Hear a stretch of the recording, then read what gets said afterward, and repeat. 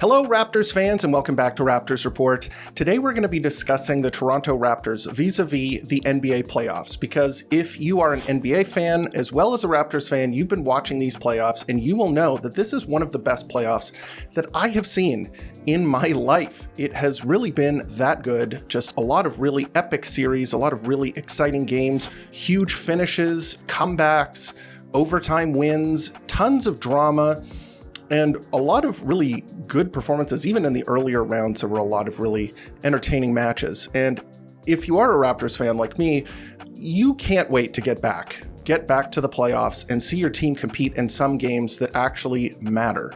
And that's what I want to talk about this episode. I want to discuss why I believe that the Toronto Raptors are primed to make the playoffs next season. And how I'm going to be sort of looking at this is through the lens of the teams that remain in the playoffs. So all of the teams that are in the semifinals, the conference finals, I'm going to be taking a look at them as a group and see what I can glean from them from a team building context and see if there's any lessons to be taken and whether the Raptors actually measure up to those qualifications. So without any further ado, let's jump in and take a look. So first of all, I think that one of the most important things to look at when examining other teams is the roster construction. So how are these teams built? What are the things that are in common with all of these teams? What kinds of players do they have on their teams? And I think that this year, and I think that this is a trend that has developed and we're really starting to see within the NBA, is team balance and not having significant flaws on your team. I think that every single team left in the playoffs this season do not have a singular flaw that other teams can exploit. So in my estimation, there are four main positions in the NBA. So guards, wings, forwards, and bigs. Some other people have only three. They go guards, wings, and bigs. I think that there is a forward position, and I think it is distinct from the wing position. So let's go through those four positions. First of all, guards. Guards are generally smaller players who can help run your offense, handle the ball, and shoot. There's less of an emphasis on defense, although point of attack defense is important from guards, but a lot of the time you will overlook some defensive shortcomings if those types of players can do a really good job running your offense. So for example, Jalen Brunson and also Tyrese Halliburton, Luka Doncic. There are many other players. Two of those guys I mentioned are still in the finals right now, the Eastern Conference Finals, but those guys aren't very good defenders, but what they can do is score, shoot, run your offense, do that kind of thing. The next are wings. Wings are slightly bigger. A lot of the time they can even be much bigger, but their jobs are essentially to shoot, score, and play perimeter defense. And wings are generally seen as the kind of commodity that you want to hoard within the NBA because you can play, sometimes even up to three wings at the same time at the 2, 3, 4 spot. And so those are usually the most coveted pieces within team building. But as we've seen in this playoffs, they are not the only position, so you can't focus completely on them. Next up, we have forwards. Forwards are generally larger players, 6'6", 6'7", and up. And they are generally a mix between a wing and a big. So essentially they can guard the perimeter, but they're expected to help out around the basket a little bit. Rebounding is very important here. So they are one of the team's main rebounders. And then they have some kind of plus offensive skill. So they don't have to be necessarily big time scorers. They can be connectors, guys who can move the ball. Maybe they can dribble a little bit, set screens, or maybe they're good shooters. They have to have something. They have to bring some kind of plus skill to the table on offense to make themselves somebody that the other team has to pay attention to. A lot of the time, stretch forwards are kind of the guys that you would expect to play at this position where they can shoot the ball and then do the other stuff on the other end, play defense around the rim and on the perimeter, set screens, grab rebounds, that kind of thing. Last but not least, and I think that this is the biggest thing that people have come around to realizing, is that bigs are important. So maybe about 5-6 years ago, centers were seen as a dying breed and something that I think a lot of teams were looking to kind of purge themselves of. And I think within the past 5 years, there has been a resurgence of bigs. Obviously, Nikola Jokic, Joel Embiid, those two players were winning MVPs. and competing against one another. They were excellent players. Jokic won a championship, and there was kind of, a nod where you said, okay, well, these players exist. We need to have guys who can play against them. So, for example, the Minnesota Timberwolves traded for Rudy Gobert because Rudy Gobert played very good defense on Nikola Jokic. But there's other elements there that they bring to the table that are often, the things that are extremely important. They do things that other players do not. So forwards, a lot of the time, they will grab rebounds, set screens, and do those kinds of things, maybe help out a little bit inside, but they aren't going to be protecting the rim. Bigs are specialists. They are guys that are role players, but they perform a role better, much better than other players do. So the things that they bring to the table are rim protection, rebounding, and the ability to finish inside, finish via dunks, floaters, those kinds of things. The floater has been, on the uptick, a huge level of importance. Isaiah Hartenstein has a great floater, Ivica Zubac, Nikola Jokic. There are a lot of players in the NBA who are centers now that have that little floater game to them, and that is an important element that we're starting to see a resurgence of. OKC, for example, shored up their biggest weakness this past offseason, which was their center problem. They didn't have a center before Isaiah Hartenstein, and they added him, and he was instrumental in plugging the last little weakness that team had and giving them another element that they added to their repertoire, the ability to get offensive rebounds, the ability to, have a beefy body that can body up against guys like Rudy Gobert, keep him off of the glass, stop him from finishing inside. Nikola Jokic, just having a guy who can bang with him, make life a little bit harder on him. That was a big element. But when you look at the totality of the teams, the 4 teams that remain, there are no real positional weaknesses for those teams. They have guards that can shoot. They have wings that can score, defend, shoot. They have forwards that can rebound and have plus skills. And then all teams have bigs. Since the New York Knicks got back Mitchell Robinson, he is a traditional center, and he's really helped their team on the boards and on the inside as well. All of the teams have the pieces that they need to move forward. And why do I mention that with the Toronto Raptors? Well, I think that the Toronto Raptors actually do have a pretty balanced roster. They have guards that can shoot, they have wings that can shoot and play defense, they have forwards with the defensive chops on the perimeter that can play make, that can do that kind of thing. They have perimeter scoring wings, a guy that they just went out and got who is, very large in that category is Brandon Ingram. And then they have the center position with Jakob Poeltl. So they have the elements that you should have. There are no major positional weaknesses, which I think is a key point in the Toronto Raptors' favor next season. Next up, I think that depth in this year's playoffs has been enormous. So Jokic has mentioned after in the exit interview when he left, he said basically, we were eliminated because I think other teams, especially OKC, who they were facing, had tons of depth. The Oklahoma City Thunder run, 10 deep, even in the playoffs. They have a lot of players playing a lot of minutes, and they spread it out and keep themselves fresh. The Knicks and the Timberwolves, they don't play too deep within their bench, but one thing to note is that those teams are very deep 1 to 7.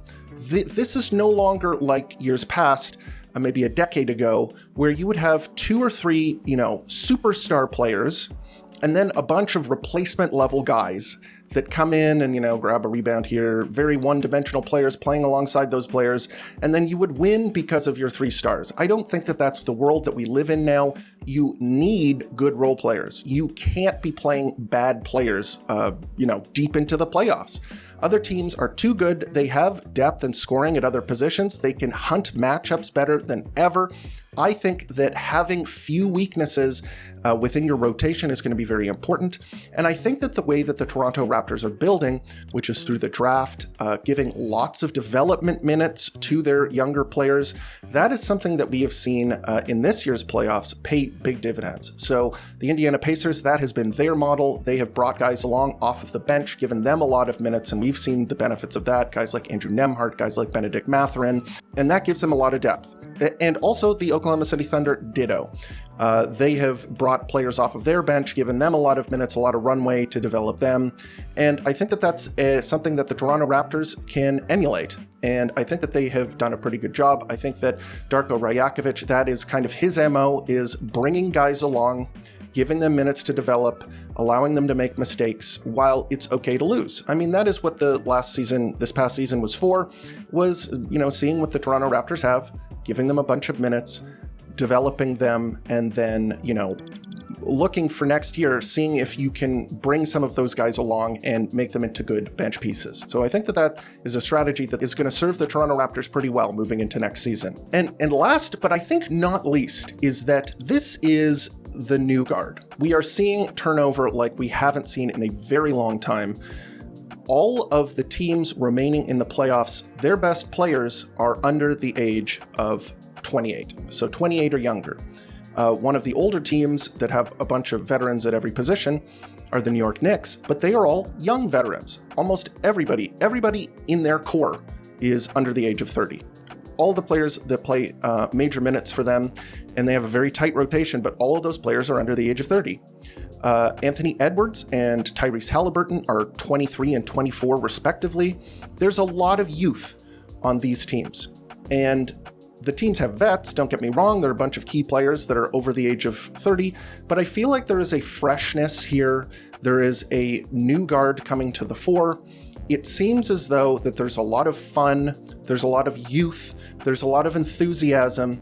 It looks like the new cream is rising to the top and the older players are aging out. And I think we're going to go into this in the next section, but I think that this serves the Toronto Raptors very well.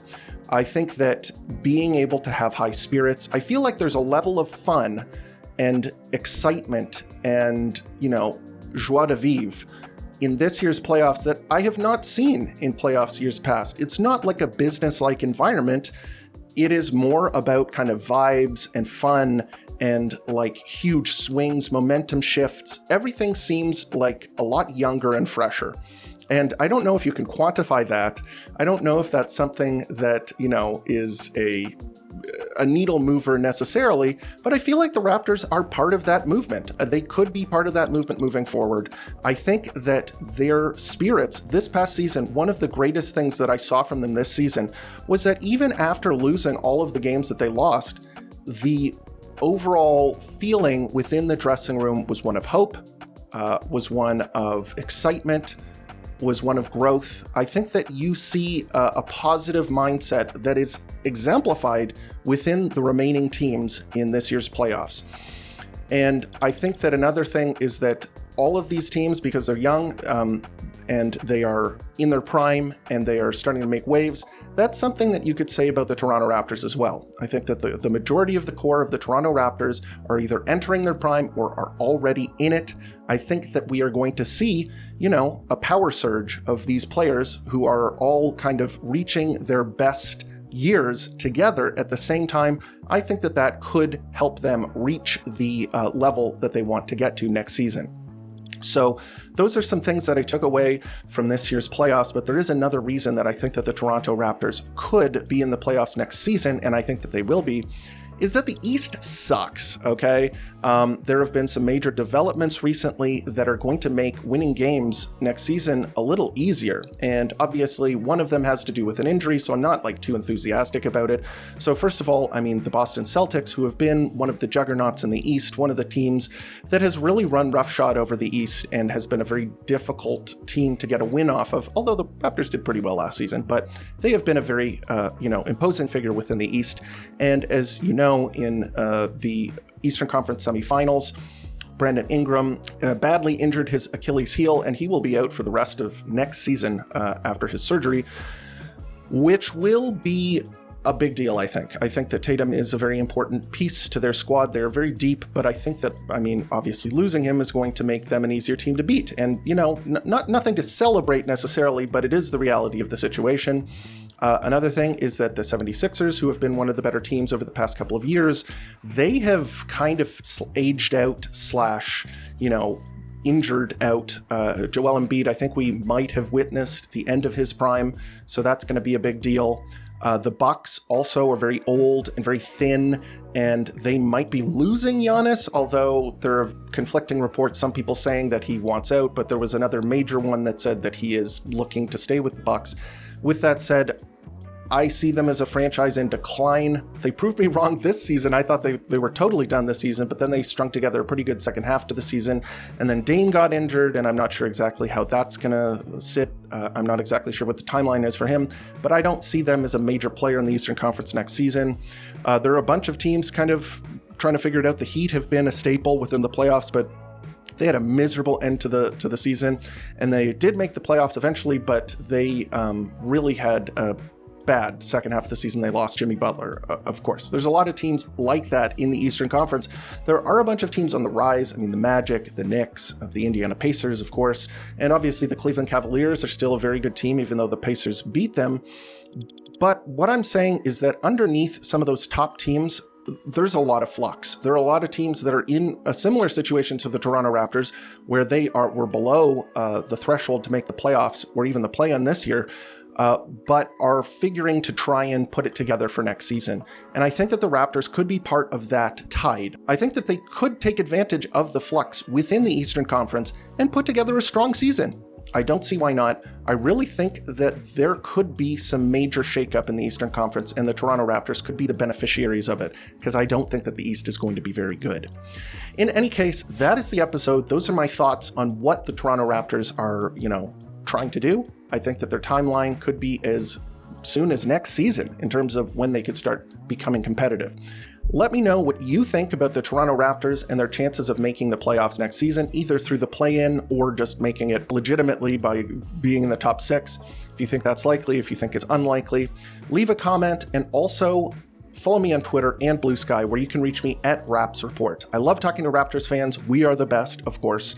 If you haven't already, please leave a like and subscribe to the channel, because that really helps the channel grow, helps the algorithm know that this is content that other Raptors fans have to see. And as always, thank you for tuning in to Raptors Report, your source for in-depth Raptors content.